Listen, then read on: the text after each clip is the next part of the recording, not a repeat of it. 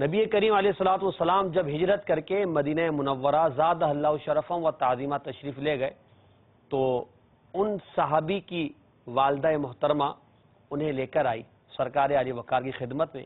عمر صرف 10 سال تھی. عرض کیا یا رسول اللہ یہ میرا بیٹا ہے، اسے خدمت کے لیے قبول فرما لیں.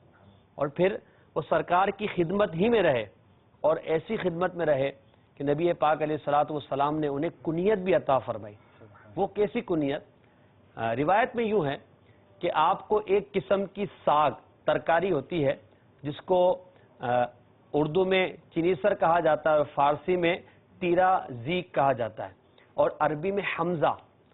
تو حمزہ کے اعتبار سے کیونکہ آپ وہ جب بھی کھانا ہوتا تو وہ ترکاری ڈھونڈ ڈھونڈ کر کھایا کرتے تھے کیونکہ سرکار خدمت میں رہتے تھے. جب وہ سرکار ان کا یہ انداز دیکھا نبی کریم علیہ الصلوۃ والسلام نے کہ آپ کو اس ترکاری سے بڑا پیار ہے، لگاؤ ہے، تو آپ کو کنیت عطا فرمائی ابو حمزہ یعنی اے ترکاری والے. اور ایک مرتبہ آپ کو محبت میں یہ کنیت عطا فرمائی ابو الاذنین، 2 کانوں والے. حالانکہ سبھی 2 کان والے ہوتے ہیں مگر محبت تھی، سرکار کی خدمت میں رہا کرتے تھے. کتنے پیارے صحابی ہوں گے.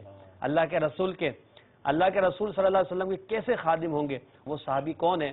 ان کا نام نامی اسم گرامی حضرت سیدنا انس بن مالک رضی اللہ تعالی عنہ ہیں. جی ہاں، حضرت انس بن مالک جن سے بہت ساری روایات بھی مروی ہیں. چنانچہ صاحب نزہۃ القاری علامہ شریف الحق امجدی رحمۃ اللہ تعالی علیہ اپنی شرح بخاری نزہۃ القاری میں لکھتے ہیں کہ آپ سے 2286 روایات مروی ہیں.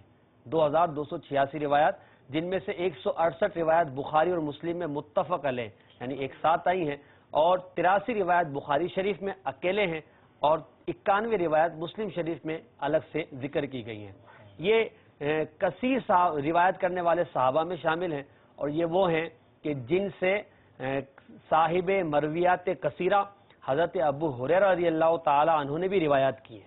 حضرت انس بن مالک رضی اللہ عنہ کیونکہ سرکار کے گھر میں رہا کرتے تھے، سرکار کے احوال کو جانا کرتے تھے.